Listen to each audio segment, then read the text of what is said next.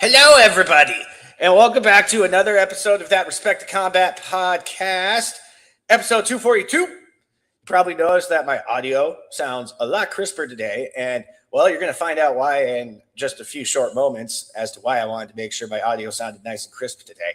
But with all that being said, it is post-WrestleMania. We got a lot to go over, a lot of interesting things to talk about, to say the least. But with that being said, Donaze, how you doing today, brother? Considering it is post-WrestleMania, and I just watched the Cena and heel turn get done to death again last night, yeah, I think we are going to have an interesting show. Oh, yeah, very interesting show. And I'm just trying to keep my blood pressure low right now because we're all about to go off at some point today. I'm starting off the show with going off on somebody. What are you talking about trying to keep your blood pressure low? Well, you know.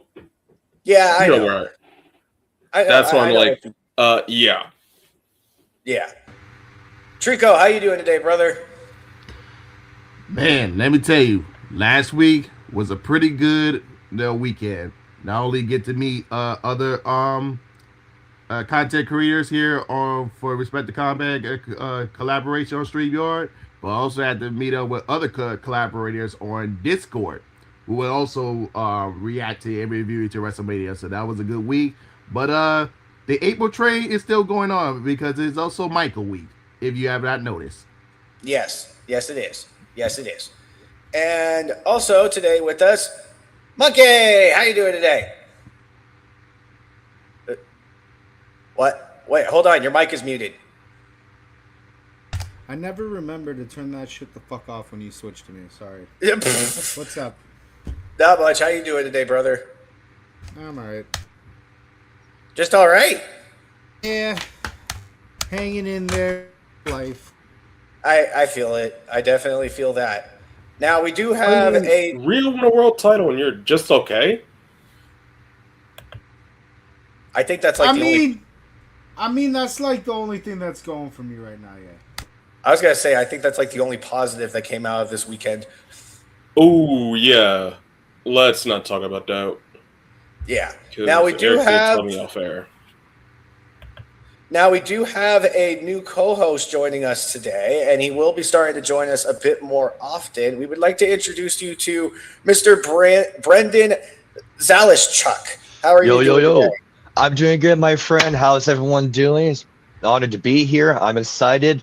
Looking forward to a kick-ass show today, my friends. Hell yeah. Thank you for making the time to be on. Really means a lot. Oh, thanks for having me. It is 8:18 in the morning here at Central Time. I'm ready to go. Got up at 6 a.m., have my coffee. Let's do it. Hell yeah. Now, today, we have a very special guest on for a one-on-one interview, as always. You have heard his voice on Renegade Wrestling Alliance. You've seen him on Proving Ground Wrestling, Focus Pro Wrestling, Alley Fights, Outcast Wrestling Revolution, and many other promotions around North America. Ladies and gentlemen, boys and girls, it is the Zote, Zach Léveillée. How are you doing today? Oh my God. Wow. I think that's like one of the best introductions I've ever gotten being on a podcast. Eric, thank you so much. I'm glad we could finally make this work through some early connections that we've had. And yeah, I mean, I'm glad to be here. Zach of all trades does it all, commentator, referee, interviewer, podcast appearee, and I'm glad to be here with you guys. It's bright and early. What better way to ring in a nice Friday than talking some wrestling? It's post-Mania season, baby. Exactly. Yeah, no, we got a lot to go over today. It's been a very eventful week. We appreciate you making the time to come on. Now, I have to admit, we're going to be starting off these mainstream highlights on a bit of a controversial note. So if there is anyone that would possibly like to step away and go to the bathroom so that then they are not involved in any of this, you have 10 seconds. I mean, controversy creates cash, doesn't it? I love the fact that Brendan's actually counting down. I love him. Love it, you man. All right. There's 10 seconds. So now, with that all being said, we're just going to roll a clip for you guys real quick to watch, and then I'm going to be giving my opinion on it. So, y'all, You all enjoy. EC3 return. No. Eric Young comes out. He calls out, of all people, EC3. EC3 comes out. I heard EC3 was coming back. Yeah. Yep, he comes down to the ring and lights go out. He comes out, does a promo, clotheslines Eric outside, rips off his shirt, and challenges Eric to a match on Thursday. Oh, good. So you know what's funny is, like, I guess because they're bringing EC3 back, all these people are like have been talking about how Vince screwed EC3, and it's like the dude sucked. Okay, he was on the main roster, he got a chance, and he sucked. Okay, now I know he's a great promo, but when you're in WWE, at you know, there's just wait. Basically, you have to be at least a decent wrestler, and probably, I mean, to be a star, obviously a great promo. You have to have both, and he does have the promo side, but you know, in the ring, he had his chance in the ring, and you know, his stuff didn't look good. I mean, and Vince basically, and he didn't get over, and Vince soured on it. But look, Vince sours on a lot of people, but you know, I mean, I remember it in real time when he was in WWE, and the first thing he does is beats Jon Moxley, you know, who was a star, and it sucked, and you know, Vince just, you know how Vince was. It's like if Vince would, if you suck once, he'll hold it against you. But I mean, the reality is that for him to have made it on the main roster of WWE, you know, he had to be better. So anyway, and that's years and years ago. I mean, whatever, bring him back. Well, he's back Thursday. How can you say he sucks? This is a guy that just says me and freaking coach know nothing about the business, bro.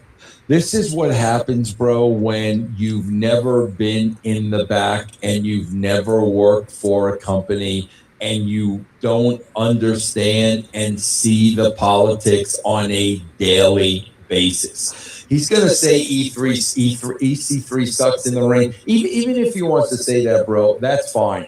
You know how many people are on that show right now that are freaking horrible? So why are they there, bro? Could it have to do with who they know or whose ass they kiss, or does it have anything? This is where Dave falls short, where not having worked for a major company, he doesn't understand how it works. He really thinks EC3 got called up and had a shitty match with Jon Moxley and Vince was done with him. That's what he really thinks. Ooh. All right. Let me ask a question. Why the fucking hate for EC3? What the fuck? It's Meltzer, and before Eric hops in, let me say this. The match that Meltzer is so headstrong about, Vince booked EC3 in an unwinnable situation. Mm-hmm. And when he was trying to bury Mox out of the door, and the crowd caught on to it and booed him out the building. Yep. So that's not on EC3. That is not Vince McMahon bullshit. Yeah, that's poor booking by Vince McMahon. It's how you gonna call out his wrestling skills, though? Bro, that's actually what pissed me off the most. Is like, all right, so here's where I'm gonna just kind of go off and possibly make the man cry, but I don't really care because I've done it multiple times. Honestly, when Dave Meltzer talks at this point, I laugh. I genuinely don't even take anything he says seriously anymore, just because unfortunately for him, fortunate for me, I've done more in the wrestling industry within the last 9 months than he has in the last 30 plus years that he's been working in the industry. And what I mean by that is, well, you see, all Dave Meltzer does, from what I can tell, is sit at home, do a podcast, give out stars to matches, and fork over money to AEW because he's an investor. Oh, sorry. I'm sorry. Was that supposed to be private information? Oh, I'm sorry. It maybe shouldn't be available on public forum then. But with that being said, Just because of the fact that you forked over some money to a promotion doesn't mean that you're not a fucking mark. Because honestly, that's what I see you as now, is you're a fucking mark. The fact that you're over here trying to say that EC3 is a bad wrestler? Are you fucking joking, bro? Like, I've heard you say that Brian Idol is a bad wrestler. I've heard you say EC3 is a bad wrestler. I've even heard you say that Trevor Murdoch is a bad wrestler. Mind you, I know Trevor Murdoch just retired, but that man could still go. That man throws down like there's no fucking tomorrow. I don't care if he's retired. I still will never want to get in the ring with Trevor Murdoch because I'll probably die. I would probably die just from one clothesline. And then come into Brian. Like, Brian's been doing shit for 20 plus years now, so I don't really understand why you try to talk shit. The man has told you to your face to go fuck yourself. So, I mean, I'm pretty sure he'll probably do it again. And EC3. See, this is the one that genuinely, I mean, I don't want to say that he's the one that genuinely pissed me off, because when you talk shit about Brian, that pissed me off too, because that's my boy. But EC3 is also my boy now. We've gotten close over the last few months since we've been working together. I've been working with Exodus Pro now since October. And since I've been working with Exodus Pro, not only have I been doing helping with all the social media content and helping with all the media content, I've also been sitting in on production meetings. I have been learning how matches get booked. I have been learning how character development is done. I have been learning how these guys stay in the shape that they stay in. And I have been learning about how much work it actually goes into a fucking 5-minute match. Have you done any of that? No, you haven't. You've done nothing but sit on your fucking couch, and there's a reason why nowadays there's always fucking jokes of people saying, well, if you wrestle in AEW, it's automatically a 5-star match. If it's a Japanese wrestler, that's automatically a 7-star match. If it's Japanese wrestler that's an 8-time IWGP World Heavyweight Champion, well, that's automatically 20 stars. And if your name is Kazuchika Okada, you're probably going to get about 100 stars plus a cream in the face. Can I ask a question? What? Does anybody outside of AEW even listen to this guy? I don't know. I really don't care. My point is that I'm genuinely sick and tired of him thinking that he has a place to say that EC3 sucks. Yeah. EC3 does not suck. EC3 in his mid-40s is still in top-tier shape. He is in way better shape than you fucking were in your 40s, I'll tell you that much. And on top of that, he can still do 15, 20-minute matches. That man is in the gym every single fucking day, bro. He was on an 8-day stint with Vegas, fucking at Syracuse doing TNA tapings and all this other shit, touring with JCW. You know what he did the day he got back? He hit the gym for 2 hours. And then he trained with his guys for another 2.5. The guy is an absolute animal. His work ethic is insane.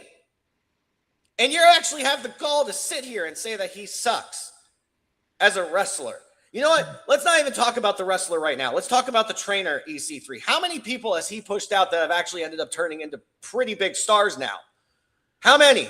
Here, let me go down the list for you. Pretty Boy Smooth recently got signed to the NWA. Slimeballs got signed to the NWA 2 years ago and are currently the NWA United States Tag Team Champions. Tiffany Nieves, who is currently the NWA World Television Champion, has been with NWA for over 2 years now and just recently re-signed with them.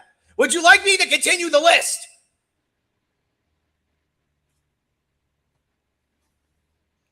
And on top of that, he's putting all of these guys on actual meal plans so that not only do they learn how to wrestle, they look good, they feel good. That's what comes with having somebody like an EC3 still on, like, even though he's back in TNA, still being a part of the independent realm, which again is where my bread and butter lies, is the fact that there's a guy like that who takes the time and effort to really hunker down with talent and go, hey, here's the holes in your game, and here's how we can physically do it, and then actually give you like a feasible means of achieving that. It's like you said, he's turned around multiple talents who are now going to television and making sure that not only are they ready for that, but they look the part and they carry themselves with that professionalism and they carry themselves with that, you know, what you need to be that impressive, to be able to get that signed contract based on everything that you present, because it's a full facet business. You can't just be good at the one. So like, Meltzer could say that EC3 was just a good promo, but no, it's like you said, he is a full package. He has the look, he has the in-ring stamina, he has the charisma, he has all these tools that when TNA comes a knocking and goes, hey, you know, we want to bring you back. What's the merit? Bing. Yeah, exactly. Can I say something about this goblin here from California? Okay. So Is that this where he's guy, from, California? yes, he is the goblin from California. Okay, let's keep fuck him even more. It's not so- it's probably angry because he has to pay $7 a gallon for gas. Probably. Okay, this is the guy who is a part of the Never Touch a Titty Club. If you want to learn how not to get laid, look at Dave Meltzer. Don't become like him. If you do, you're not getting any netting. Okay, so he says EC3 sucks. Okay, Meltzer Magoo. If EC3 sucks, why did Billy Corgan approach him years ago to be his partner? How come many people go to his school and learn from him? How come JCW picked him up too? How come TNA re-signed him to a deal? If he sucks, why is there still interest in him? Oh wait, answer. I don't see any interest in your boyfriend Kenny Omega. I don't see anyone interested. Hey! Watch your tone with Kenny Omega. What do you mean? You can't talk about me? And I don't see anyone talking about Will Ospreay. EC3. Hey, watch your tone with Will Ospreay too. EC3. But I can But concur. he's right, Eric. They're not fucking talking about him though. They're really not. EC3 is a bigger name than all of Meltzer's favorites. So Meltzer, let's look at your career. Al Snow is right about you. You are the greatest worker of all time in terms of scamming people, being a con artist, being a liar, and being a thief. You never spent a day in the wrestling business. Backstage doesn't count at PWG making out with the Young Bucks. That doesn't count. And I also want to say, you, Dave, fuck you for calling my friend Vince Russo a homophobe and all the lies that you put on him throughout the years. Let's maybe take a look at you there, Dave. What are you hiding that people don't want to know about you? You are a joke in the wrestling business. People, with the exception of Marks, laugh at you. They don't take you seriously. They make fun of you behind your back with your tongue wagging. Quite often. I just do it publicly.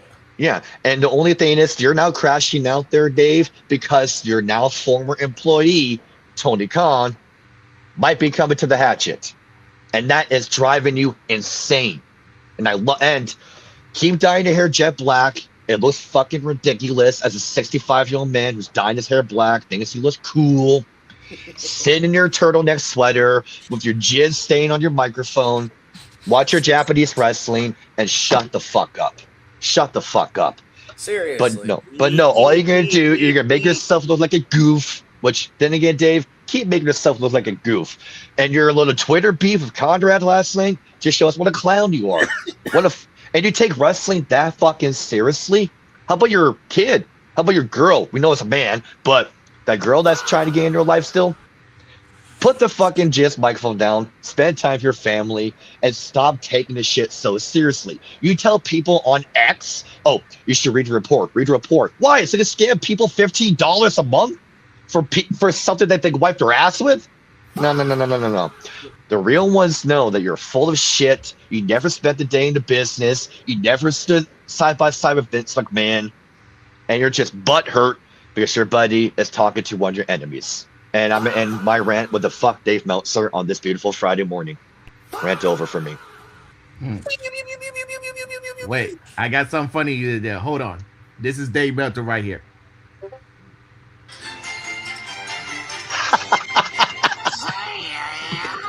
Yeah. Oh my god, I showed me. Yeah. Oh my god, I'm gonna watch Tokyo Dome. Young Bucks. Oh god. Oh my god, I'm gonna masturbate to this G1 Climax 69-star match. Ah. That's Dave Meltzer. All right. Well, hey, Doggo. You want to No, say that's hi? a kitty. You want to say hi? Pretty All kitty. right. Now, to move on to the rest of our mainstream highlights, just because we took a little bit more time than I thought we would. Yeah, I mean, there's a whole rest of a show, you know. Yeah, I know. I don't even host this thing, and I know that. Yeah, the fact that was a 20-minute rant on Meltzer is insane. Fuck Dave Meltzer. It's because fuck Dave Meltzer.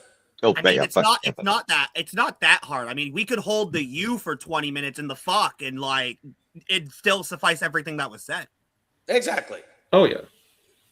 Now, unfortunately, this past weekend we did see the passing of former WCW star Van Hammer. What era of WCW was he involved in? I don't remember ever watching it. Oh, the early 90s until 2000 when he got left out of his contract. So he was part of the Bill Watts, Jim Herd, Bischoff, and the Russo era of WCW. Oh, okay. He was one of those guys that was always around the corporate guys in WCW. Gotcha. Okay. Yeah, he was part of Raven's Flock. He did the heavy metal Van Hammer gimmick in the early 90s. He was part of Misfits in Action. He had a soloist push in 99. He was a muscle guy. Had a good look. Okay. He had a good look, but what worked against him, he wasn't the greatest talker, and he wasn't the greatest in-ring, but he had a good look at the time. Yeah, no, I get it. Like, I guarantee you've seen Van Hammer, and you're just not known it, because he feels like an extra and everything, but, well, everything late. He was actually pretty, like, involved in the beginning of his career over there, but, like, in the late, like, 90s, early thousands type shit, he felt like an extra. He was always a muscle guy. He was like that bouncer looking dude. Yeah. Big jacked up blonde haired guy. Like, the guy looked incredible. Like I say, he had a good look. Really good shape. Looks like he can fuck you up in a bar fight. Oh yeah, 100%. Now we do send out a congratulations to Bianca Belair, who did announce at WrestleMania that she is pregnant. Congratulations. I gotta give her a applaud. Big congratulations to her. You know, everybody thought that Bianca was out due to a finger injury, but I think it's Montez the one who had the finger injury. He had to put in a lot of work to knock that up. A lot of work rate. And I'm not gonna lie. She looks like 4 months pregnant. Yeah, she's like 6 months pregnant.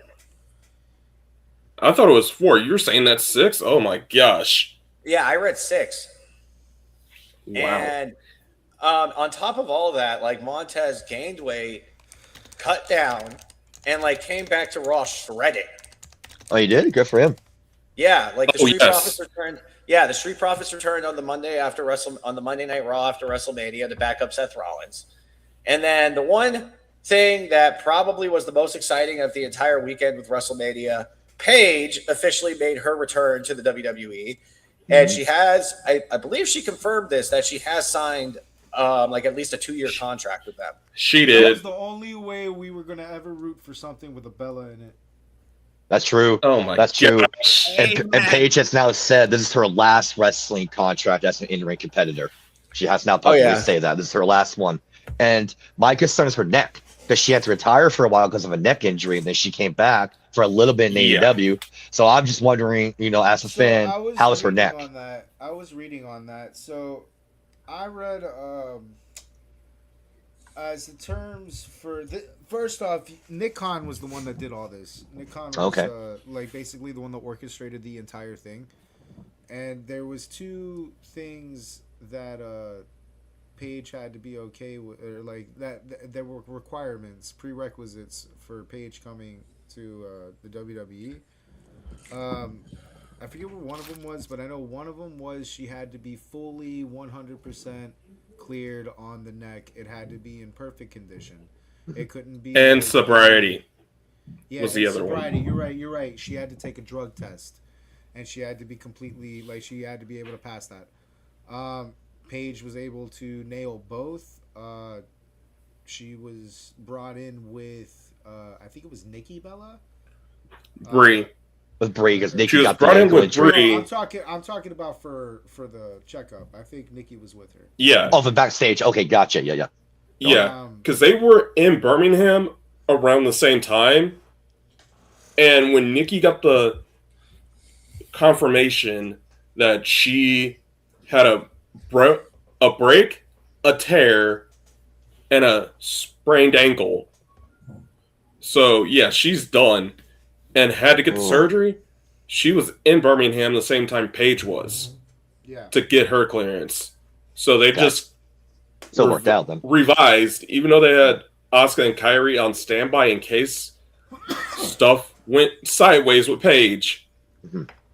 they still said, "Hey, Paige, you're gonna." Nick Khan had a card up his sleeve that he wanted to play. Yeah. Oh yeah. And with Paige, did you guys hear? Oh, so good. Bree's just pissed that information got out before WrestleMania. Yeah, I was just gonna say that. Did you hear? She went after that stooge. She says she knows who she talked to. She's gonna find out who Stooge did to the internet. I was just gonna say that. Yeah, because she went on her podcast. You tell a Stooge in the first place, like if you knew exactly, like, if she can identify who she told exactly, and then then why would you tell the person? Like, exactly. It should be need to know basis. Signed with the WWE. Nobody has to know except for your mom. Okay. Make sure your mom has got that. Not even your mom should know, dude. Agreed. Yeah, it should be on the need to know. That info should have stayed between the Bellas, Paige, and Nick Khan, and then whoever was in that four-way when it got to the PC. The fact that it got out maybe 2 weeks before Mania that they were doing it is crazy. Yeah, so someone either opened their mouth. It could be, who knows, because Brie has a big mouth. Could it be she maybe said something to the wrong person? Next thing you know, 2 days before WrestleMania, it got leaked. You know, maybe it's the same as the Avatar: Last Airbender movie leak. Maybe somebody in the office just emailed it to the wrong person. Hey, Paige is returning. Just want to let you know. They clicked, and then it just blasted on Twitter. You know? That could be a possibility. You're an asshole. Agree. Whoever's the leaker, fuck you. That's another problem with the wrestling business. Like shit, there's no surprises anymore. They're very rare because it gets leaked by the dirt sheets. Yeah, and it's a fucking shame. That's why WWE had to combat it with like fake promos to shit like sports. They were playing the fuck out of Sports Keto all of like 2024 and 2025. They were playing the fuck out of them, and that's how they how they have to combat it. They have to actually now put out misinformation. Yep. Which is shitty, dude, because, like, now you don't know what to believe anymore. Although it's kind of, I guess it's effective. When I saw the Paige thing get leaked, I didn't believe it. I thought that was bullshit. Because you got to understand, I follow a lot of these, like, wrestling things, and I see so many bad reports, like, so many. So, the Paige thing, I didn't think it was real. I was actually shocked to see her come out. So. Oh wow! So you were. Now. I heard the one about Asuka and Kairi. I was like, wait. Later on, they said like, oh yeah, we were the backup plan, but the fact that information got leaked out too is crazy. Even dumber. I'm sorry. That was even dumber that they held up Asuka and Kairi and subsequently Io because of it. When you have Julia Kiana, when you had no intentions of Julia defending the belt at Mania, you could have had them do it. You have X, Y, and Z, other tag teams on these shows that you could have had on standby, so you could have paid off your Asuka Io feud on the big stage. And then it just ended up being the Paige thing, which, again, was a great moment. But you held up a whole storyline for something that had nothing to do with it. Yep. Yeah. I know why, Zach. They have no long-term plans for anybody on that roster. That's why they need writers. They can't do their fucking job. The Nosemans, the Walruses, Pritchards, the Michael Hayes, and all those people around that table. It's not just them anymore. They don't know. It's not just them anymore. And it's not just them, but we'll get to that here later. They don't know what they're doing. They try to throw shit against the wall and see what sticks. They don't think about 9 months from now. And it hurts the product, in my opinion. Mm-hmm. And they're desperate. I think, like I said, we'll get into it. They're doing what WCW did in 98 and 99 when they were losing the ratings. They're trying to do desperate shit to get people to watch, and it's not working out. Right. No, and I completely 100% agree with that. And the booking lately has been pretty shite, and we'll get into it later as to why it's been pretty shite. Now, Joe Hendry and Ethan Page and Sol Ruca. Well, you forgot one return. What? Hmm? You forgot one return before you even say the call-ups. Oh, yeah. Braun Breaker did also make his return at WrestleMania, costing Seth Rollins his match against Gunther. Okay. And then the surprise of nobody. Braun got hurt on Raw. Fucking Seth clocked him with the chair and busted him open. So now the question is now Braun Breaker okay?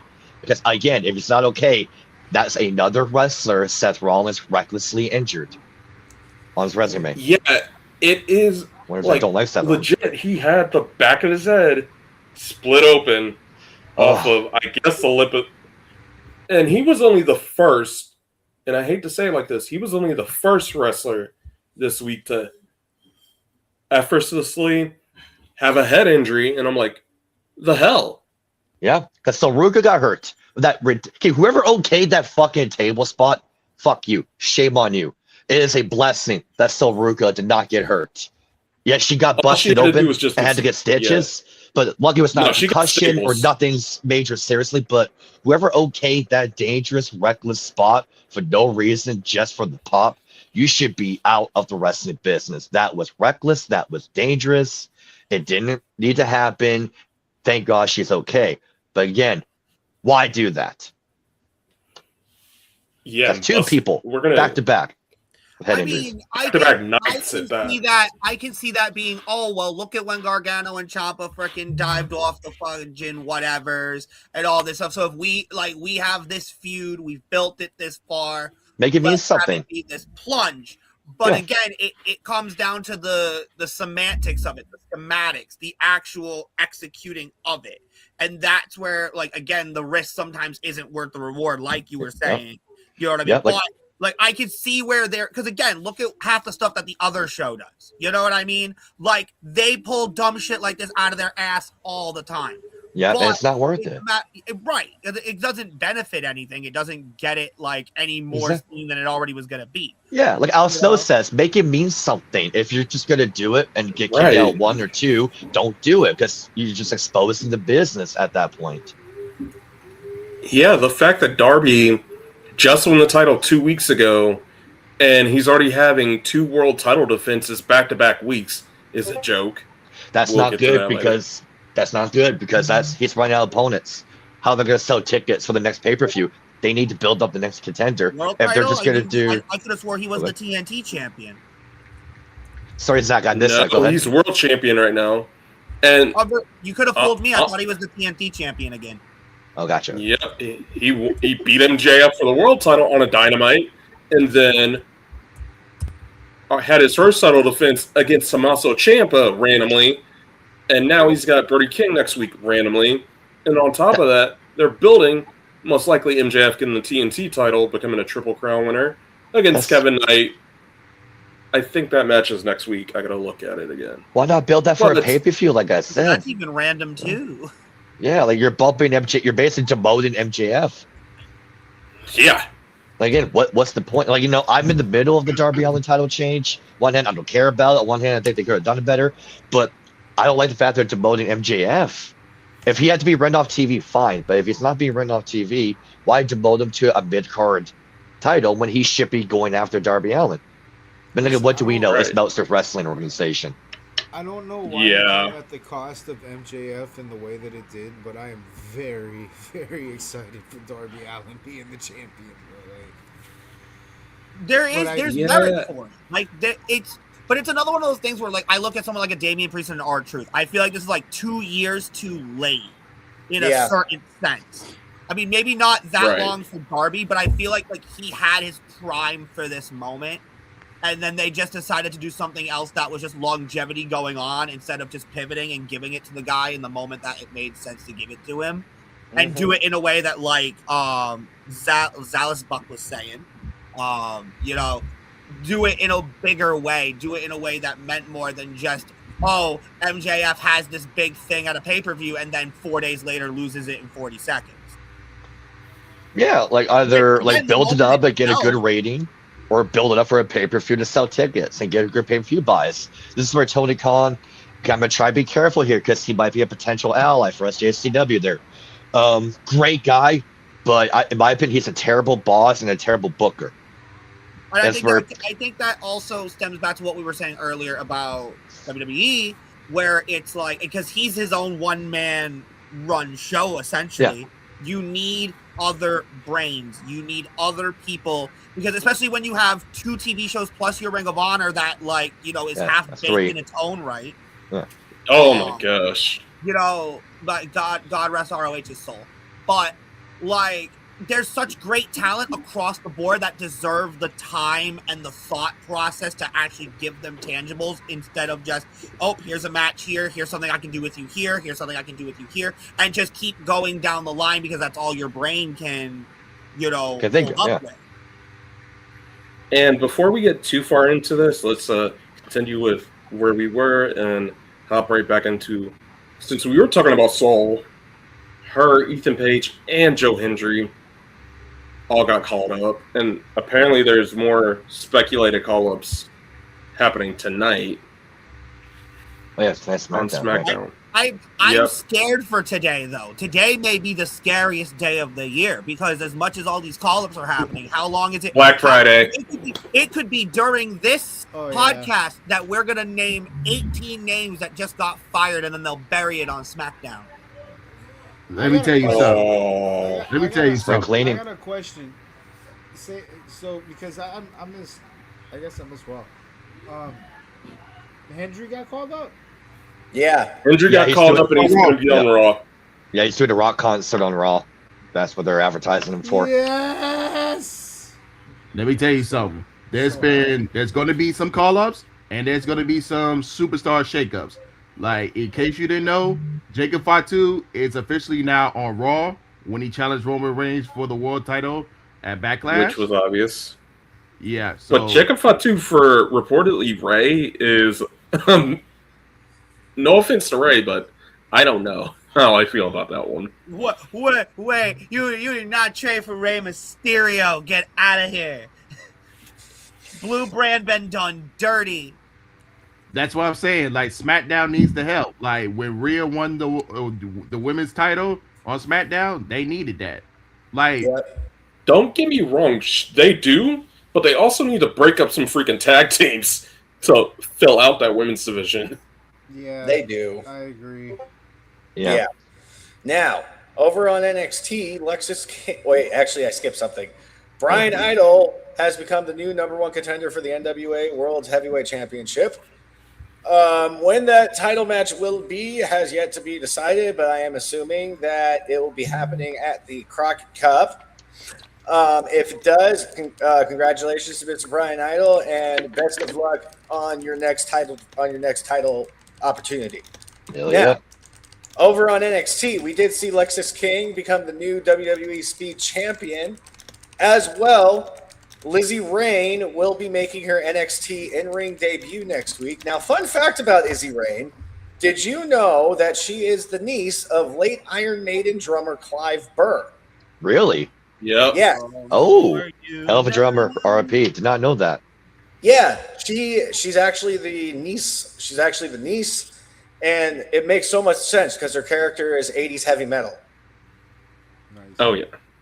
Yeah. Nice. That's pretty cool. I'm excited to see this play out. Now, Brendan, I know you had a little bit of some reports reading about this. Brock Lesnar last weekend on night 2 of WrestleMania retired from in-ring competition officially.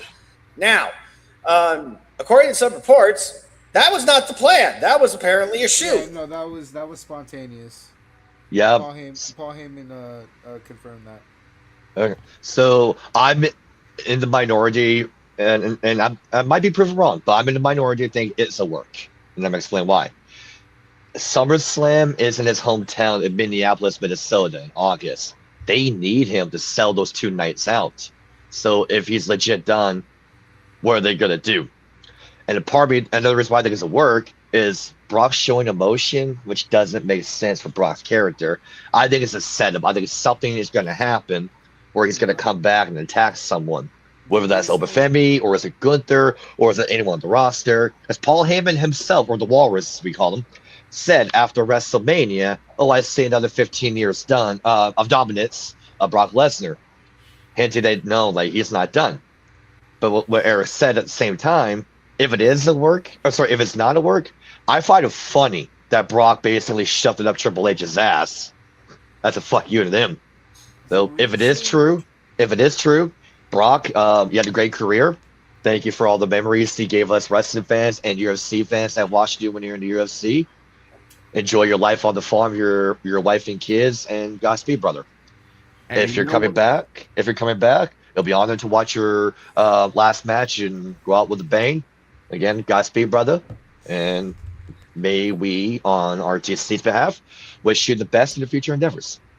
And you know what? To pivot on Brandon's point, I think it was the right move to let Oba retire Brock, because I do not want to see Gunther retire Brock again. I'm like, why do we need to feed Gunther to retire people?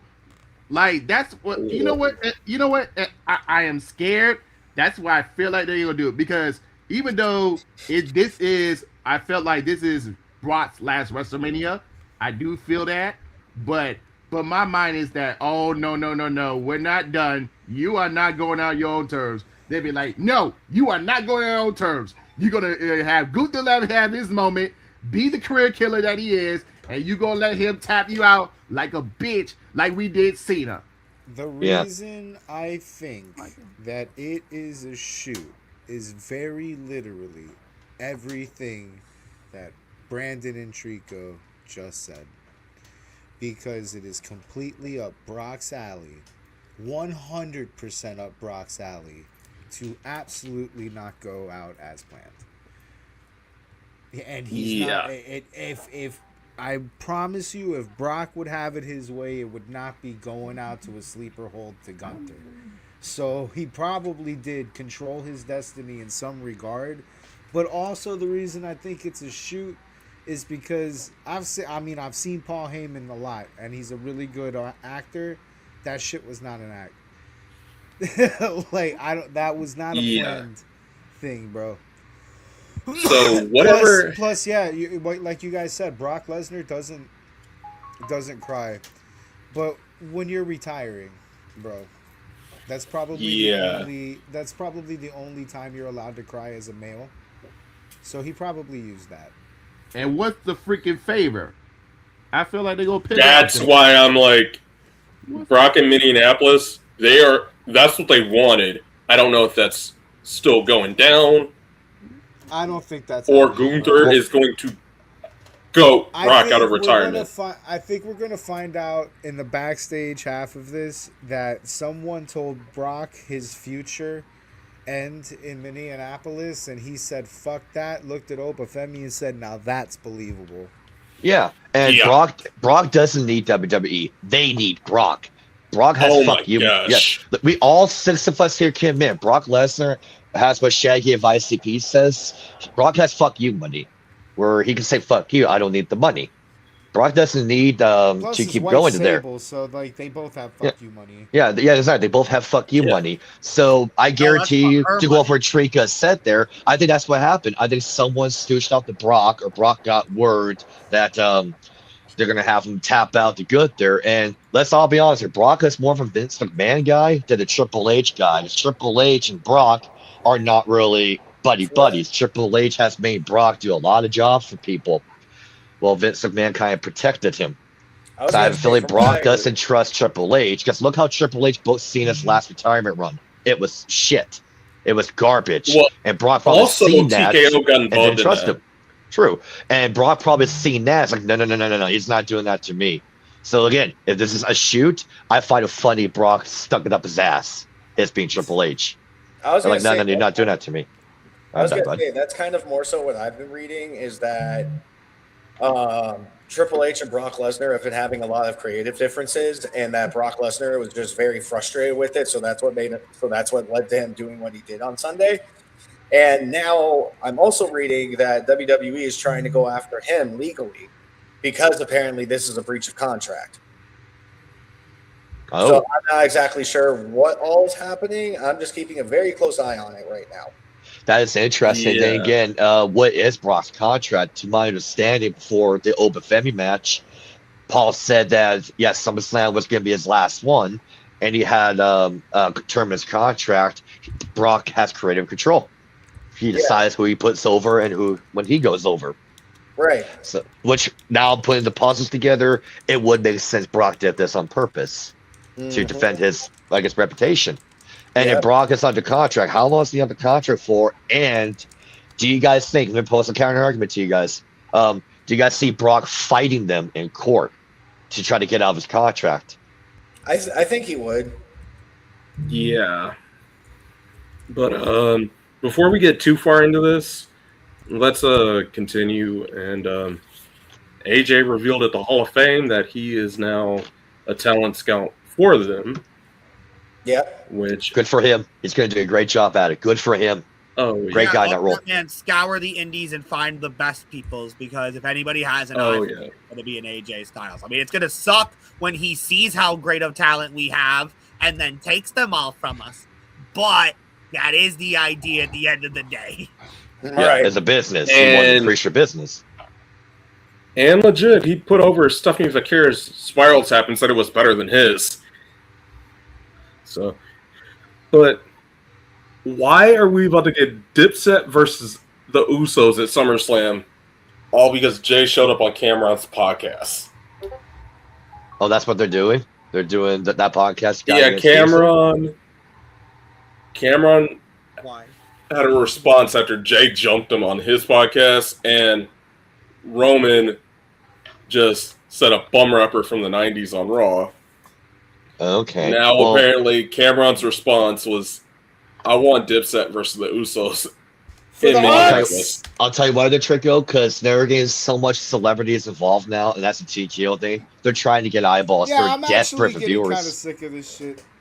I are. thought it was cool for the first couple. Now it's like they're in every fucking. There's a. That's got to be so fucking insulting for so many people, because they're taking up a spot on the fucking card, bro. Yeah. Exactly. Yep.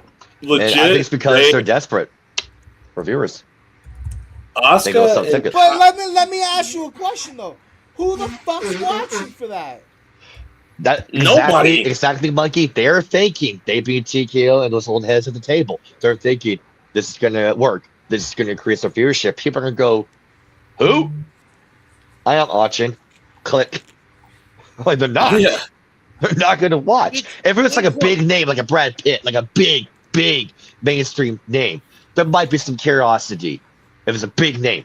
But if it's kind of like a lower tier name, they're going, who? Maybe like a Mike Tyson of this era. Like I would see like a Jake Paul would be a good a one. big boxer, or yeah, Jake Paul to come in. They've already got Logan. Jake Paul to come in for his brother one day. That would be. Yeah. It sounds stupid, but at least that motherfucker's like in boxing. There's like big boxers work. You know, big UFC fighters even would work. But like this shit with like movie stars and rappers and musicians, like once in a while, dude. It doesn't have to happen all the time. And what the fuck are we pulling Dipset out of? Like that is crazy. Could an argument be made with the whole Pat McAfee and Jelly Roll stuff? Is this the longest duration of celebrity involvement? Because usually it was very sporadically we would see them get involved, very sporadically. But for this WrestleMania, yeah, I think an argument can be made. This is the longest that they're relying on celebrities and they're using them. Even Jelly Roll was like, why are we here? Yes. If you have him saying that, that's a problem. That is a problem. The Jelly Roll thing, I can explain. It's almost like I can understand that, because look at how Jelly Roll looked before he entered WWE shit and the gym and the training and all that shit, and look at how he looked like after. Yes, I know there's Ozempic involved, but like he took Ozempic. Yeah, dude, there's definitely Ozempic involved in that, but he got fit through the WWE training. There's Bad Bunny that actually was pretty fucking good in the ring. So and he went through training. But like we're throwing in I Show Speed, Travis Scott. Why? Like now we've got fucking Dipset. Why? For what? What is that bringing you? Oh, fuck. I forgot about Lil Yachty. Thanks for reminding me. I think it's because they think this will work for viewership increase when it's not. It's going to make people laugh at wrestling even more. You guys remember the day wrestling used to be taken seriously to a degree? Now it's a joke. And and for the matter, the Jelly Roll thing doesn't. No Jelly Roll fans are turning into wrestling fans overnight because Jelly Roll was in wrestling. That has nothing to do with that. It's selling the power plant that they use, the fucking their training ground to other wrestlers. Look at what we did to Jelly Roll, dude. Like that's all that is. That's like in industry shit. that's in industry benefit. You're not getting fucking Jelly Roll fans to come out of the fucking woodwork for Jelly Roll to be in a 15-minute match at a WrestleMania. That's insanity. You're never doing that. They don't pay more than fucking $65 a ticket for most of the time for this guy. Like maybe fucking at best $200 to see him for like 90 minutes front and center at a fucking stadium. Not 15 minutes in a wrestling match. They're not doing all that. So it makes no sense to me. I Show Speed's people ain't doing all that either. They can just click on his fucking channel to go see him. Yeah, and after that, and Vince Russo has said this, when they bring them in, what happens when they leave? Those viewers are leaving as well. Go with them. Exactly. Yeah. And Russo's right on the money for that. And it's true. Like Bad Bunny, you said there, Monkey. Well, they brought Bad Bunny in for that Damian Priest program in his home country. Yes, there was some buzz. Then when Bad Bunny did the match and left, his followers left. They're not going to stay around and watch that shit. No. And exactly. The only reason they did that, and it made sense. There's things that make sense. They were having a wrestling promo in Puerto Rico. And on top in his of country. that, they were on that year aiming, like you could tell all throughout the year, they were targeting the Latino audience. They wanted Spanish speakers to get involved. And now we saw why. Because they were trying to get into bed with AAA and they were getting in good with the Mexican wrestlers. Like all this shit was a build to something. So yes, Bad Bunny made sense. But that's all in industry benefit. You're not getting Bad Bunny fans to stick and stay. They're not. They'll see it for, wow, that's cool. Wrestling match in Puerto Rico. Once you leave Puerto Rico, you're not getting Bad Bunny back or any of his fans. Yeah, because wrestling's not cool today. But there was an in-industry benefit. You sold that event. That made sense. But, like, what the fuck? Like, when you put Travis Scott in WrestleMania, what did that do for you? Nothing. It did nothing. It did jack shit for business. When you put Dipset in a match with the Usos, what is that going to do for you? Fucking nothing.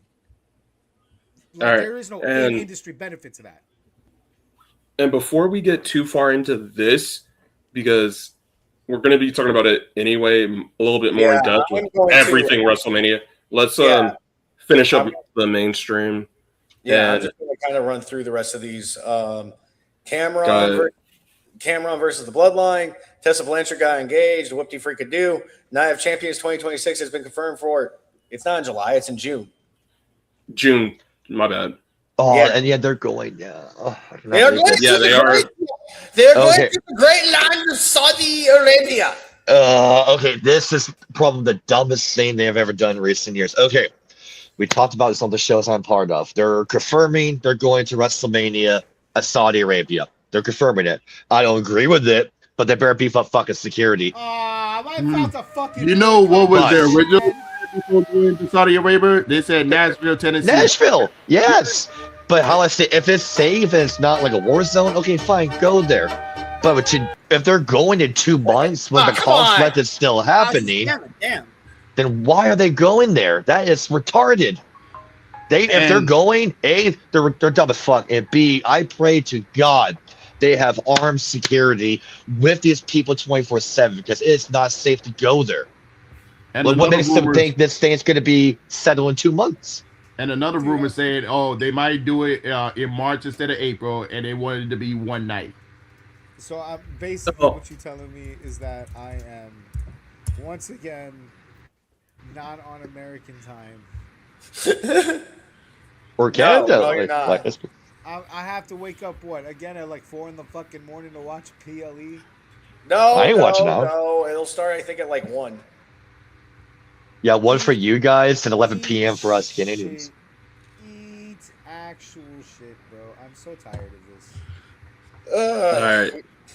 And then Trey Miguel confirmed he suffered a broken patella. Oh, the most recent TNA tapings. Speedy recovery.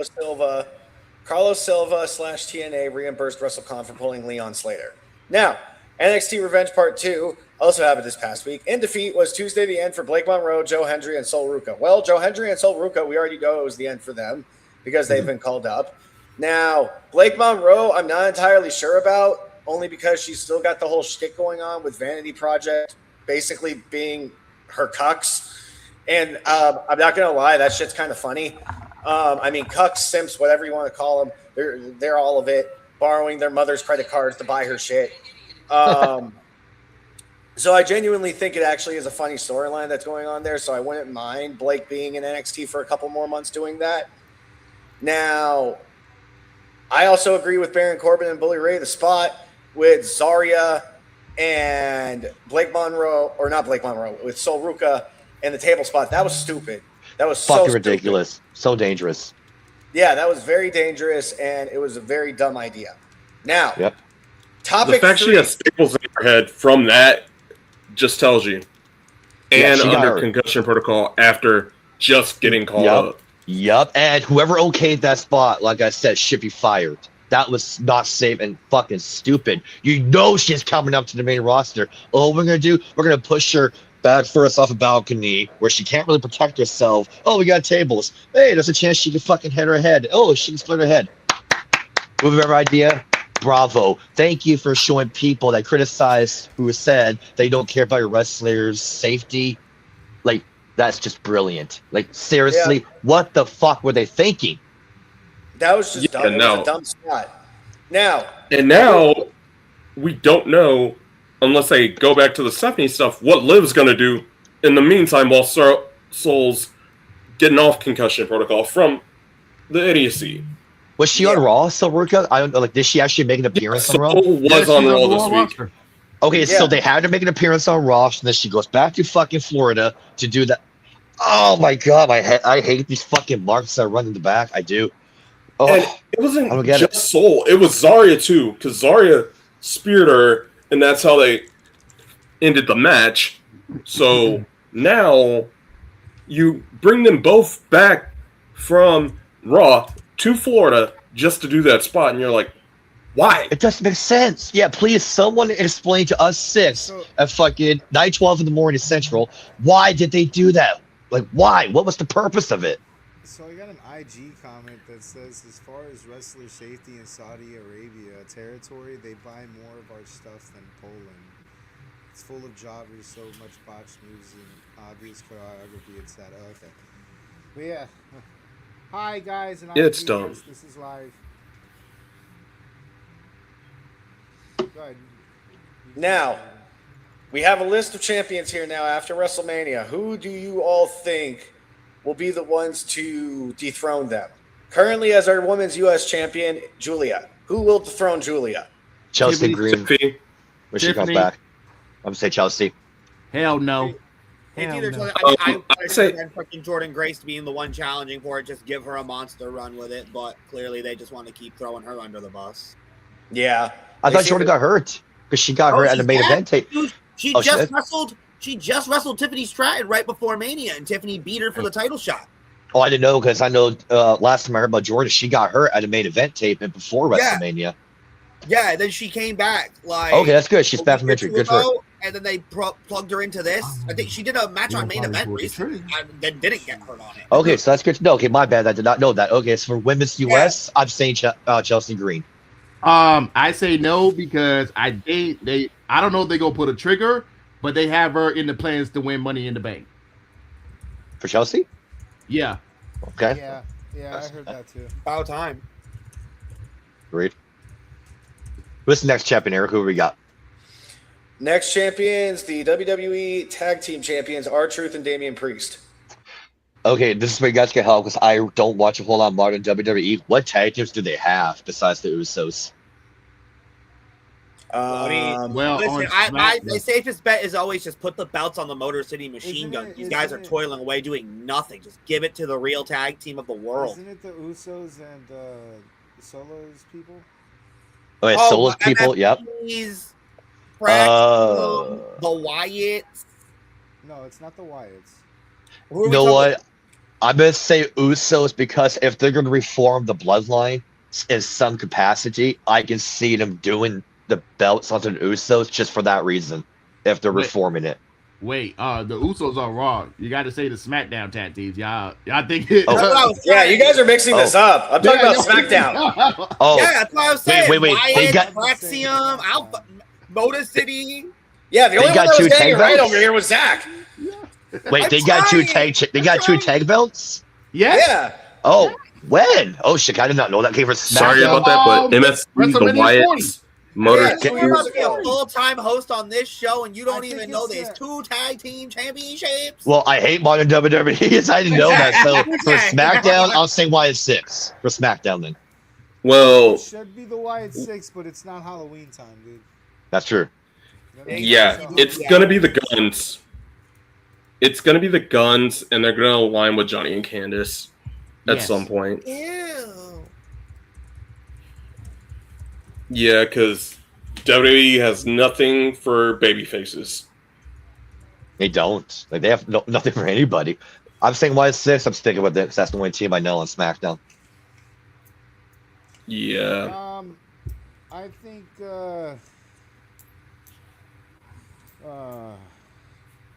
it's a really tough decision right now because I think we're going to go through a transitional champion before we get to who we really want it to be on, which would be the Wyatt 6. You know who's going to be the new tag team champions on SmackDown? It's going to be Danhausen and one of his midgets. Oh God! Stop. Good I'm grief. actually Good predicting grief. something in the line of Danhausen and Miz. I would have said Kit and Miz to be the transitional, but Oh hell no! Stop it, Dinance, before I smack you. Before I smack you. Now, on the other side, on Raw, Hot take. Hausen and Truth. But that's just me praying. you would have to do a lot of shuffling to do that. yeah, you have to first get the titles off of them and then transition them back onto Truth with Dan. That would be complicated. That's when you do Danhausen and Mr. Iguana. Oh God! Wait, actually, that no. could be interesting. Wait, that's not bad. That's That is actually not a bad bad. idea. That's not Moving on to the Alright. division, and this one's an easy one: Street Profits. This is the Who Raw should one, defeat- right? Yes, who Yeah. should defeat Logan Paul and Austin Theory? I'm gonna say Usos because it's the Bloodline reunion. That's what we're teasing. I say Street Yeah, Street Profits, just because they got right back to it, and then you could do the Usos depending on how you set that up. I Yeah. think it's going to be the Street Profits. People want to see that. And next, the WWE Women's Tag Team Champions, Brie Bella and Paige. Bailey Lyra. Bailey Lyra.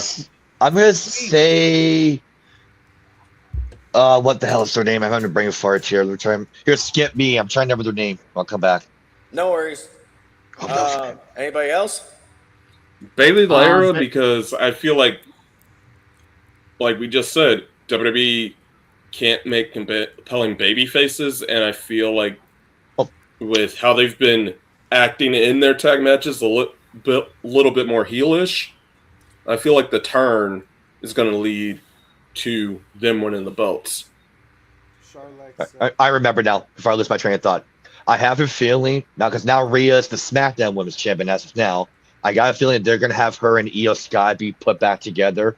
They're gonna win the women's tag belt, so that sets up the Asuka and Kyra Sane program with them for the belts, and they'll have the Bellas and Attack Page and set up that program. That's my guess. No. I must not want it to happen, but I'm just guessing. If I gotta pick an answer, that's my answer. Yeah. Charlotte. Oh yeah, there's You got no Charlotte team. I and forgot. Alexa. Like, I feel there's 2 breakups, and it's Charlotte and the Kabukis are very soon. That's why I'm like Bailey and Lyra. Right. They And go- the they have the long thing out. Kabukis should have happened at They're- Mania. I think they use the belts to break Charlotte. I think so Yeah. too. Now, Yeah, and I do think Io's the reason the Kabukis break up. So Yes. all right. I think so. WWE Undisputed Champion Cody Rhodes. Who will defeat him? My answer, Danhausen. No, Randy. Are you? it's either Randy or Punk. I'm All gonna right. say Cody should have already been lost it, but who? this is SmackDown we're talking about, right? No, Raw is SmackDown. Yep. SmackDown. No. Yeah, the fact okay, yeah, he SmackDown. missed a punt pissed me off. Yeah, he didn't sell it. Yeah, he may have not. Hey, he may have no sold it, but he got almost broken an orbital bone from it. So Yeah, he Well, they- sold it with his He face. should have got up. I'm He gonna shouldn't say have if I got up have and to, walked off. can I have 2 possibilities, or I can only have one? You can do two. You can have two. You're allowed to. I can see either Randy Orton or Drew McIntyre when he comes back. Yeah, Drew Ooh. McIntyre is who I'm going with. Because I believe he's doing Homelander. That's why he lost to Jacob Flair too. I think he's Yes, got to he go is. shoot He's still Homelander. the Highlander. Highlander. Okay, Highlander. Sorry, my bad. Thank you. Oh, I'm gonna say Drew when he comes back. Oh They're gonna my reignite God! that Yes, program. Homelander versus Highlander. Okay, Monkey just came in my ears. I actually I've just been got the some feud breaking the whole news. time. You just haven't seen it. Guys, I actually just got some breaking news real quick, just to cut this off, and then we'll go right back in. It has been confirmed that Evil has signed with the WWE. You said that. I was He's getting going to ready Raw. Someone got fired. I don't know who Nah, Evil well- is, so who's he? Evil from New Japan Pro Wrestling, former IWGP World Champion, former Never Openweight Champion, former multi-time IWGP World Tag Team Champion, former World Tag League winner. Did he win? Yeah, he's also a former G1 Climax winner, right? Yes. And Yeah. most importantly, And Io most Sky's importantly, husband. the husband of Io Sky. So yeah, Io's not going. Io not going anywhere. Her man's home. She about to get a Okay. lot of doink, doink, doink, doink, doink, doink, doink. Everybody's gonna watch. Oh my God, no, dude! You know what they're gonna do now, right? That he's in the WWE. He's gonna be the one with Danhausen. They're gonna be very good, very evil. Oh, Jesus Christ. Next. Moving on. Now, who will dethrone the WWE Intercontinental Champion, Penta, currently? Penta's the champion? Okay, I'm gonna say, and he's a Raw mid-card belt, Yes. right? Yes. Okay, so Penta. No, I'm gonna throw a curve at you guys because we haven't seen him for a while. Ray Phoenix. See, I wish Dragon Lee wasn't such a like middling character, and I wish they actually gave him like the respect that mattered with the AJ Styles stuff. If they really wanted to make that matter, like they gave him his finisher and all that, but like even that tag run could have been more meaningful than just plopping them together. But like, I'd love to say a Dragon Lee right now. Dragon Lee, by Dragon Lee? God, should have been the Intercontinental Champion. Should be the guy that wins the Intercontinental title, but they keep feeding him to Penta. Okay, so Dragon Lee for you. I'm gonna say Phoenix for me. Trickle, how about you? Oh man, the way the IC title picture is, anyone could win it. It could be Ethan Page, it could be Rusev, it could be freaking Javon Evans. Like it's. I've got Ethan Page winning it. It's- I've got Ethan Page. Okay. Sorry, Trickle, you were saying? Yeah, like I said, the IC title picture is stacked right now. But the way that Raw ended last week, I think they probably gonna give it to Rusev. Rusev, okay. Monkey, how about you?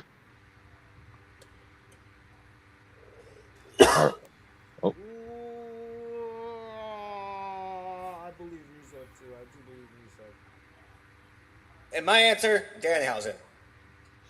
Of course Okay. it is. Of course. The No, I reason I can kind of see it because he's selling a lot of merch. You think they're gonna do something with him before the light fades out? Now, the new Women's Intercontinental Champion, Becky Lynch, who will dethrone her? My answer, Danhausena. I'm gonna say, you No. know what? I have a feeling Lyra Valkyria. I'm gonna throw another wild ball on that one. I could see her doing What? it. I could see possibly now if they do it now with this call up, if Becky, because Becky's always been the one to give it to a new one, where she's given like Tiffany that rub, she's given Lyra that rub in the past, like all that stuff. I think this is the perfect time now. Make the most out of Sol Ruka's call up. Have her be the one to beat Becky for it. Upset victory. There you go. Then you got a new star. As long as they book her Because I wanted correctly. to say a JC Jane, but I think she's going to SmackDown and heel versus heel would be dumb. Okay. Okay, so you're saying still Ruka. I'm saying Live Valkyria. Let's see. Danzai, how about you, my friend? I'm going Soul. And Soul Surrender that's as well? the reason behind it. Okay, okay. Trico, how about you? I'm going with Sol Ruka. Okay, so we got three Sol Rukas here. Monkey, Which championship? Women's Women's Intercontinental. IC, Becky. Yeah. No, I like I said, I agree. I was gonna go with the Sol Ruka route. So four Sol Rukas. That was gonna be my answer. Okay. Eric, you? Oh wait, he said Dan Hausina. No, you can't Yes. say Dan Hausina. A female one. Can you guys hear Monkey? He's very low on my end. I can't really hear him. Yeah, his mic is a bit Yeah, low. I was talking away from the microphone. No, my answer is Dan Hausina. Anyway, moving on. No, you can't. Oh my gosh. You can't pick Dan. I will say what I want. Give a real fucking answer. You're cursed. Go fuck yourself. All right, bro. Thank you, Monkey. You are cursed. All right, You Eric, don't what's have the next, power my to friend? curse people. You don't know that. You might The actually new not say it's a women's family world show. champion. You never know. He could have been one of the midgets. I don't know how No. tall he is on that camera. You don't know what I've traded to get what I've gotten. You do not have the power of Danhausen cursing. You don't know that. Oh my You don't know gosh. that, dude. Hey, he could have Okay. been the pop. What's next, All Eric? right, What do we got? Moving on. Who gets Liv? Liv. No what? Okay, in my opinion, they should have did this, but they didn't. Raquel Rodriguez is my pick. Yes. No. Bingo. And it's a criminal to me because she's got female Kevin Nash vibes to her. It is a criminal that they're not pushing her like a female Kevin Nash. In my opinion. Yeah. Her moveset is straight Kevin Nash, and she took his advice to heart and has And she's ran gotten with better. it. It's just they are so headstrong on Liv right now to where they need to break up the Judgment Day. It's Yeah, just, Judgment do Day they as break well. it up? And my only thing is, do you put the title on Raquel or do you do it on Roxanne? Because that's That prospect just made me feel so good about myself. Yes. That'd be Roxanne amazing. or Raquel. No, when you just said the name Roxanne Perez, I was like, oh my God, why didn't Yeah, I? they can do a triple threat, but Raquel does not get pinned. I gotta change my Yeah. answers for the SmackDown. Roxanne pins. Ooh, yes. What do you say? I can't Do hear the him. Judgment Day three-way to end that chapter of Monday Night Raw Creative, and Roxanne gets the title. Yes. Okay, so we got one for Roxanne, Raquel for me. What about you there, Zach? I mean, I really like that Roxanne answer. I think if Okay. you're gonna make somebody, yeah, you make Roxanne out of it. Because I was like, Raquel seemed like the right answer because it's like, yeah, because like Raquel should have had it forever ago. I mean, they gave her 5 title shots. If they were gonna give it to her, give it to her. Roxanne's that untested. You give it to that. I mean, look how many times they've trusted her with the belt in NXT, and she freaking thrived. Let her Yes. boost up this division. Okay, Donze, how about you, my friend? That's who I was saying, Roxanne. Okay, so we got 3 Roxannes. All right, Trico. Long term, it should be Roxanne, but if they go back to Stephanie, then they should do a persona, kind of similar to Finn Balor's, but also similar to Thunder Rosa, which he paint her face. Okay, kind of. That'll be a character spice up for sure. All right, Monkey, how about you, bud? So I agree with the Roxanne thing, but I gotta change my answer to the IC title on SmackDown. All right. Oh, That would be the Tiffany? U.S. title on SmackDown. Yeah, the US. My bad. That's who I where's- originally. Where's She's Tiffany? number one contender for Julia right now, Okay. Yeah. and that's why I said Okay. Tiffy earlier. All right, She's moving number one on. contender. All right, moving on. World Heavyweight Champion Roman Reigns. Oh, easy. Open Femi. They got a money match. SummerSlam main event night 2. If Brock's not coming back, that's your main event. Like I said on your stream Sunday night, Open Femi is a black Goldberg. He's got momentum now. Now you need to have this man kill people. You got to protect him. You got to make sure he looks like $1 million. He cannot have his value get devalued. Keep this motherfucker strong to SummerSlam. Put the belt on him at night 2 or night 1, wherever you want to do it. Make Obi Femi the guy. Yep. It's right there. They cannot fuck it up. They Agreed. got it right there. does In my anybody opinion. disagree? No. All right, next belt. No. All right. Next. Hey, if that was that, is that Raw? Yeah. Yeah. Okay. Yes. It'll It's be the so World wrong. Heavyweight Roman's on Championship that Roman. Women's Champion Rhea Ripley. Okay, that this is SmackDown now because now she's on SmackDown. Okay. Who did we have on SmackDown? I don't even know the Break up women's Charlotte, division. Alexa, whoever's the heel. No, I'm gonna say Alexa can get it's a break up Charlotte, tainted Alexa, win. whoever's on the Rhea. heel. I'm gonna say Alexa will get it with a tainted win, and that's gonna set up Alexa and Charlotte breaking up. So I'm saying Alexa. long-term eyeball. But you know what? Again, she's thrived in NXT. You do the big shock upset. You give it to someone like a JC Jane. Let them fucking roll. Let them just work some. Let them spice up this division. Actually, no. Shocker. Zelina Vega. Make this Aleister Black thing matter. Okay, all right. Even though I agree with you, that's not happening. Okay, so AJ Lee. this is where that's Raw, by the way. So no. Oh, never mind. Yeah, you're right. SmackDown. Damn brands. How often they don't actually care about these brands, though? Yeah, brands supposed to end, in my opinion. And I'd go Alexa for the problem reasons. with it. There's only on SmackDown. There's only like 3 girls that really like make a good match for Rhea. Oh no! Wait, you know what? Because we saw it's Jordan Grace. Hey, yes. Hey, that would actually be a But then who's the heel in that match? Jordan. Yeah, they will have to turn either Jordan heel or Rhea's got to turn heel. They can't do a babyface versus babyface match. It's not going to draw. You can't turn Rhea heel because there's too many. She's too fucking over. You would have to do it to Jordan. Yeah. Which Jordan doesn't really have a defined thing as a babyface right now anyway. Turning her heel doesn't hurt her. It at least gives her an edge now that she would need going into the Rhea thing. Or you could honestly get away with baby just on the fact that they're 2 big bitches and it'd be better than the Jade Cargill match. Yeah. And how they killed Jade anyway was, and we're going to talk about it after the interview. Well, why the hell? We're like gonna this. We're going to need to cut the WrestleMania section because we're already an hour 15 in. All right. We're going to do the men's title, the men's US. Yes. So who would be defeating Trick Williams for the men's US title? I'm going to say, because he's still on Hayes. SmackDown, I'm going to say Solo Sikoa is going to get the belt back. Solo? Yeah. Okay. You're gonna have Carmelo Hayes. Double turn, Sammy gets it back. Nah, I think if they do a double turn, yeah, that's a possibility. Yeah. Now, going into our interview portion for today, Mr. Zach. That's me. Yes, it is. Now, you have had the pleasure of being able to participate in multiple seminars, including one with wrestling legend Paul London. What would you say one of your biggest takeaways was with working with him? So I'm grateful in the fact that recently was my second time taking a Paul London seminar. The first time was when I actually used to train. Shouts out to the XWA Kingdom Academy.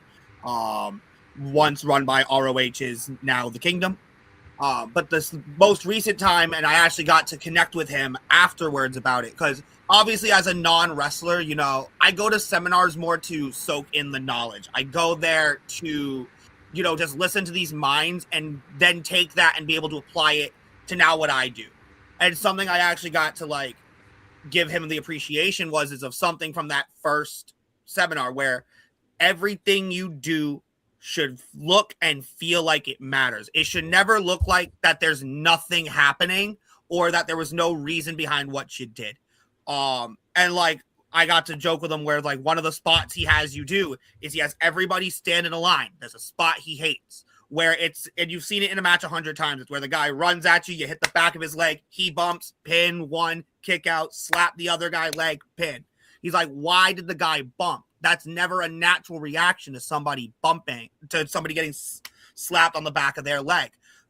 Take the leg, do a double arm takedown, something that gives that intensity, that moment.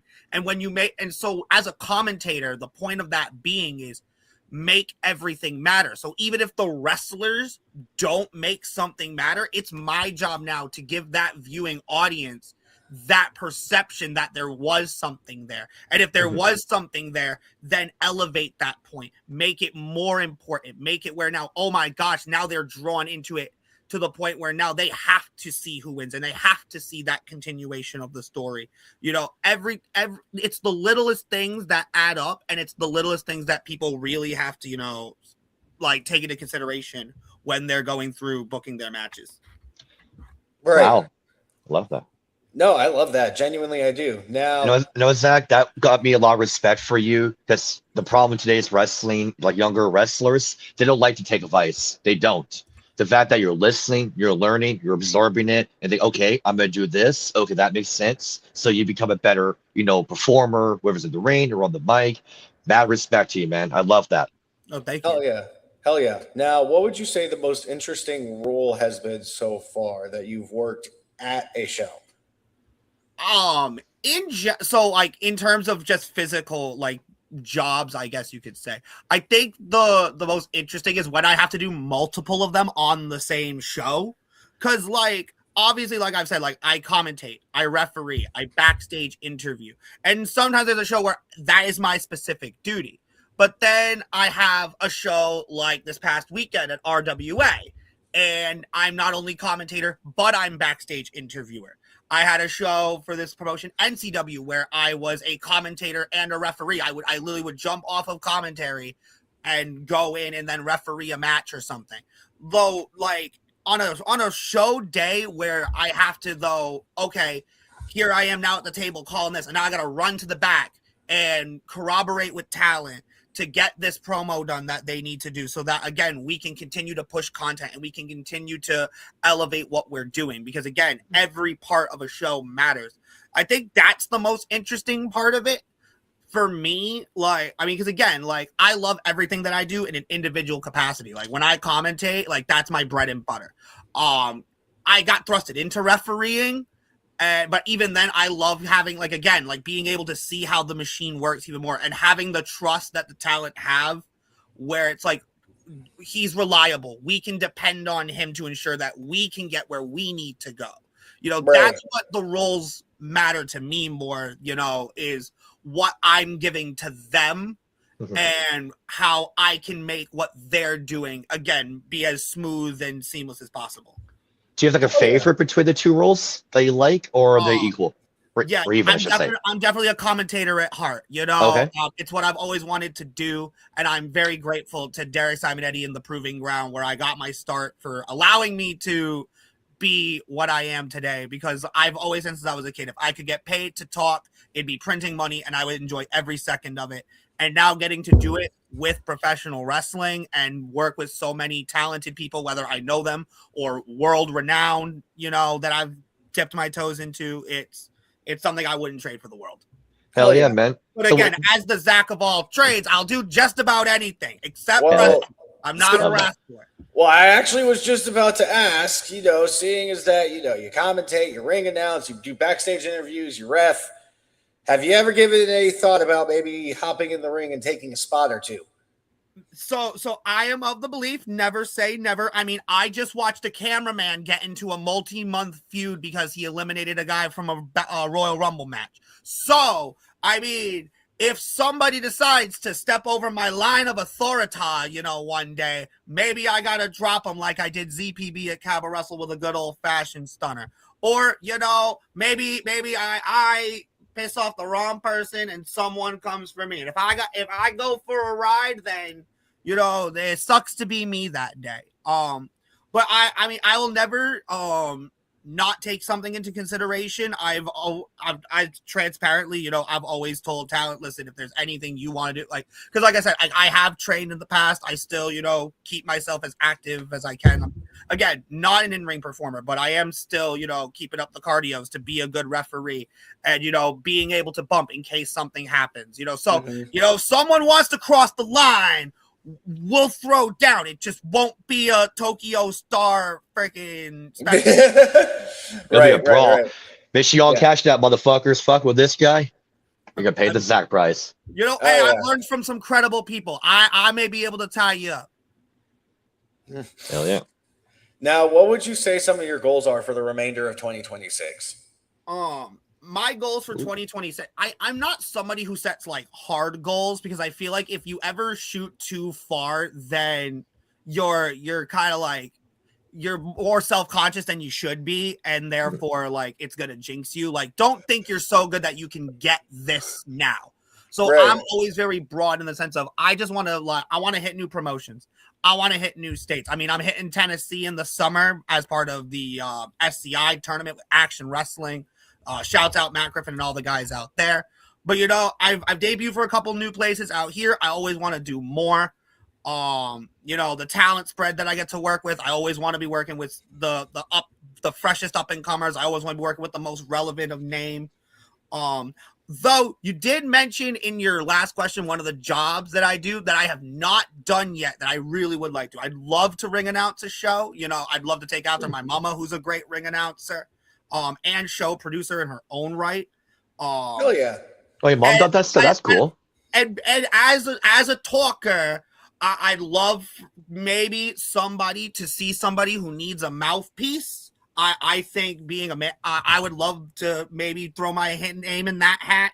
But again, wrestling is a ever shifting game. And the Zach of all trades, I'm going to do whatever gets presented to me. Yes. I'm ready to take on any challenge. I'm ready to take on any, promotions, whatever. I mean, unless you're, no bueno bizino. Right. Again, I don't name names, but I'm just here to be the best value asset where I can be. My goal is just to be the best Zote possible at all times. Of course. Continue to do what I love. Of course. Now, do you by chance have any particular quote unquote horror stories from past shows you were on? And if you don't want to mention the name of the promotion because you don't want to seem like you're burying them or anything, you don't have to. No, I appreciate that. I thankfully haven't been in too many of those situations something freak crazy happens and now I have to cover it on commentary or something.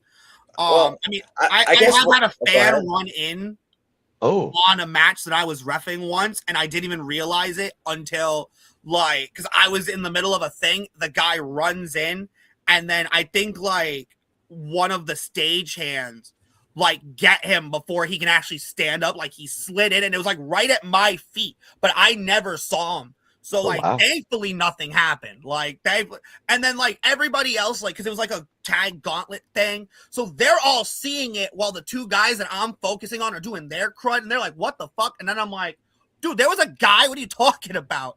Oh, wow. But I'd say a horror story, if you will. Cause I believe that my home promotion had some bad juju on a recent show where on our first show of the year, somebody suffered a minor injury in our main event. Nothing crazy. And it wasn't even because of the ring. It was, they took a bad bump doing a cutter they did all the time. Freak accident, right?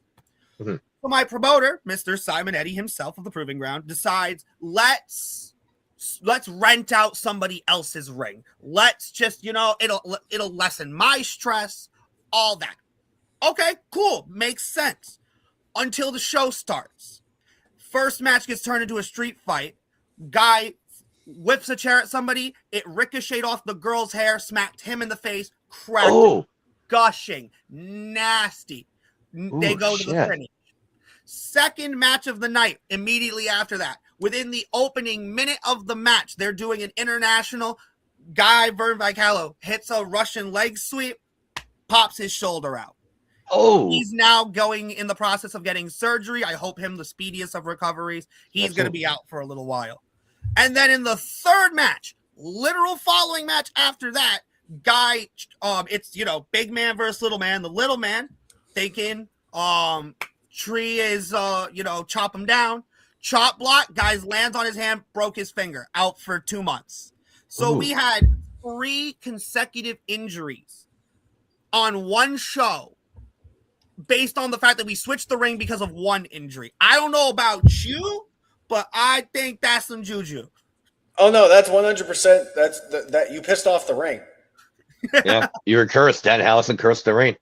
Yeah, the ring got Dude, mad. I've heard of an injury bug, but that shit's fucking insane, bro. Like that. Like I've never heard of an injury bug like that. I've never heard of an injury bug that was like a show. Yeah, exactly. back to back. That is insane. That's probably a first. The rest of the show went off without a hitch. It's a great show and it'll be eventually available on YouTube, IWTV.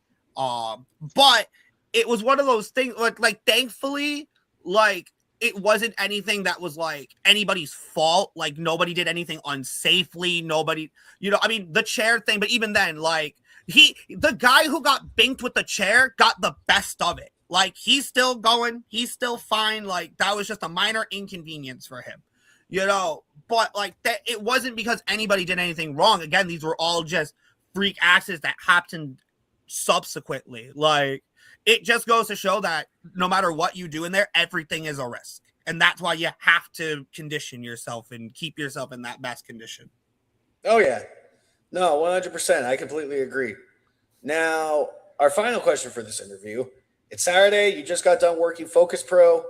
Where are you stopping to grab a bite to eat? So shouts out my people over at Focus Pro. And, cheap plug, we got an event out in Braintree, Massachusetts at our home base, Widowmaker. Locals only. It's going to be a great card. You've got Monty Aries versus Deathmatch superstar Akira. We've got West Coast's Amira coming down to challenge our women's champion Kaya McKenna. That and so much more. We're working a couple of things behind the scenes.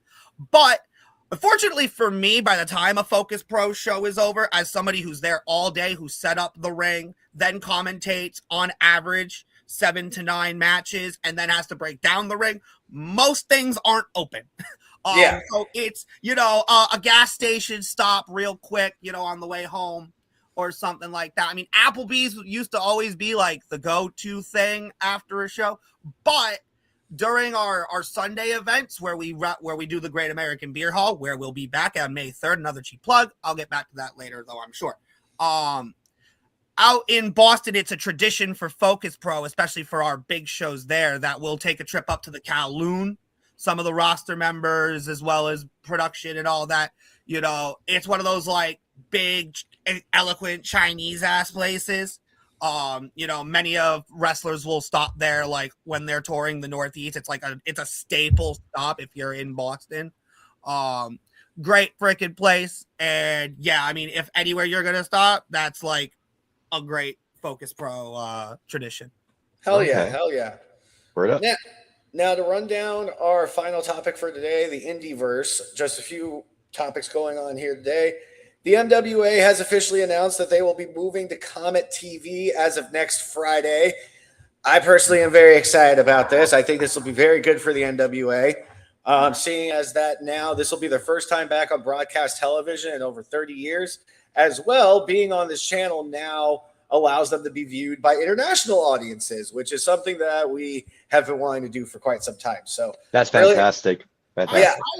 I love that too. And I'm grateful that through OWR, I've gotten to work with some of the NWA territory talents and stuff like that. But I also love this for the mainstream NWA as well, because again, a lot of those guys are getting that pipeline to that program. And I feel like with the Roku thing, like it was a great opportunity, but it was also very like weird in how it was marketed, where it was I felt like a lot of times it was hard to understand. Where it's like, oh, here's this thing, and now it's this thing, but it's on this thing, but now it's it's on demand. Maybe at least now with a strict, legitimate TV, that's gonna help it be more digestible, and it's gonna be more marketable, widespread, and help people actually appreciate it. Because for all that people can crud on it for being this small little rinky-dink Billy Corgan thing, it is cultivating its own unique roster. It is curating its own unique stories that if you give it the chance to breathe, there's some life there that can really shake things up in the mainstream wrestling hemisphere that's kind of needed. Absolutely. Right. Another thing with Indy there, I got one on our end. Eric's boy, EC3, is now with JCW. He made his debut at Stranglemania as a performer. I'm very excited. He's going to be a great mentor backstage and a great on-screen performer. I am delighted that EC3 is now with us at JCW. Very excited for that. I'm very excited about EC3 being in JCW. Speaking about JCW, J-Rod is the new JCW Women's Champion. Congratulations to her on winning that at Stranglemania. Justice to Alice Crawley. How dare management put her in a tag team championship match? What kind of, I guess, lunacy is this? I mean, Vince that's clever. I'm going to steal that. That's clever. I feel like that. I mean, not trying to talk shit on him or anything, but I feel like that tag match was a classic Vince Russo booking. You know what? You're not wrong. Well, exactly. Thank you. Ashley, I got some backstage here. This can be on the record because Russo publicly said this. He did not book Stranglemania. That's a Violent J show. Really? Okay, well, you And- know what? They've been around each other a lot enough, Yep. so I feel And- like AJ has gotten some And for those- influence. And for those that remember, they did that stipulation. They did that stipulation at the 2000 King of the Ring in that 6-man tag for the world belt. They've done it before, but I found it interesting. They just didn't do like a triple threat. Right. You had all these ladies. You could have just made it a multi-woman man. So could be, because I don't know this, could be someone is hurt, and that's why there has to be a tag match to protect someone. That could have been the problem. Because Alex Crowley was only in the ring for 2 minutes, so there could there be an injury. That's why they had to do a tag match. Okay. Yeah. No, you're right. Now, Matt Tremont did win back the GCW Ultraviolet Championship from Otis Kokar at GCW Clusterfuck last weekend. That was an amazingly violent match, not even going to lie. Josh Barnett did confirm that Bloodsport is taking a hiatus. The reason why is because Oh, really? I know this. he feels like it's getting a little too oversaturated, and he kind of wants to take a little bit of a hiatus so that then he could reconfigure it a bit and then come back stronger, which makes complete sense. Now, also, this Saturday, there's a lot of fucking wrestling going on, so bear with me as I run through it all. On Saturday, in Dayton, Ohio, Wrestling Revolver will be back in action. EC3 will be making his debut at Wrestling Revolver this Saturday, so make sure if you're not there, watch it on YouTube. Also, NWA is in Tampa tomorrow. Tickets are close to being sold out, so buy them while you can. Special double TV taping. We do PBS Studios. Go show some support to Sesame Street and keep it alive. I'm just joking. There's nothing with Sesame Street involved in the wrestling. But it is where Sesame Street is filmed, though. Now, also happening tomorrow, SICW will be in Columbia, Illinois for some heavy action, including for the SICW Tag Team Champions. Big Texan and Bobby D will be taking on the Tag Team Champions, Glenn Williams and Tony Flood. Which Glenn Williams, I just have to say this to you real quick. You talked a lot of shit. Now at FanFest next week, you have to face off against JBL. Good luck. And also tomorrow, Focus Pro Wrestling. Precise locals only in Braintree, Massachusetts. Yeah, wrestling. Get your tickets. Still available, but get them before they're gone. We got death matches, intergender wrestling, big time main event, that and so much more. And there's beer. There's food. It's in a brewery. It's awesome. Bro, I have to admit, like, straight up, like, it needs to become a regular staple now that wrestling events go to breweries, like indie wrestling events. Because think about it, you don't have to spend money on food, you don't have to spend money on alcohol, you don't have to spend money on a lot of shit. It's right there. Who's not spending money? Because that's the whole business practice. Well, the owners ain't spending money. Yeah. Owners ain't spending no money. We're making a shit ton of money, but we ain't spending nothing. Like, whereas if you're doing it like at a fucking warehouse or like a VFW or a music hall, you have to go buy alcohol, you have to go buy food, you have to go buy all this other shit. Oh, yeah. I love wrestling shows at breweries, which, by the way, May 30th, Mass Exodus, Cleveland, Ohio. Make sure you're there. Collision Bend Brewery. Place is fucking fire. I'll probably end up being, that's probably going to end up being my cheat day on my diet. Not even going to lie, because I need a burger. But where can they find Exodus? Exodus, you can find them on YouTube. You can find them on Instagram, Facebook, your mom's house, X. Well, the basement. Well, no, not the basement. Okay. No, Exodus gets the actual living room. Yes, they get the living room. Yeah, there you go. On the TV, big screen TV. Monkey, is there anything you want to plug?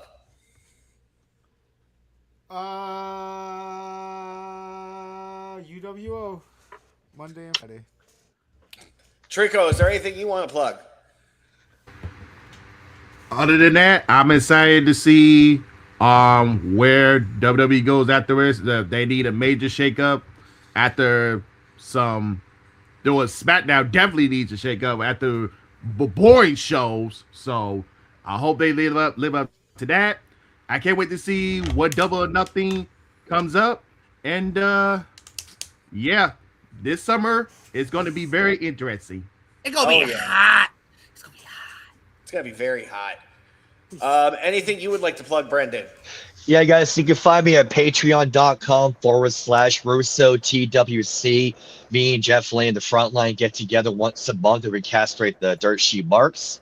You can find me on Instagram, X, and YouTube at Catman580. And make sure you check out JCW Lunacy Thursday, YouTube, 7 p.m. Eastern Time. JCW. Hell yeah. Well, with all that being said, guys, we thank you all for spending your mornings with us, and we will see you all again next week. Buy my stuff. Follow me. Yeah. See you next time, motherfuckers.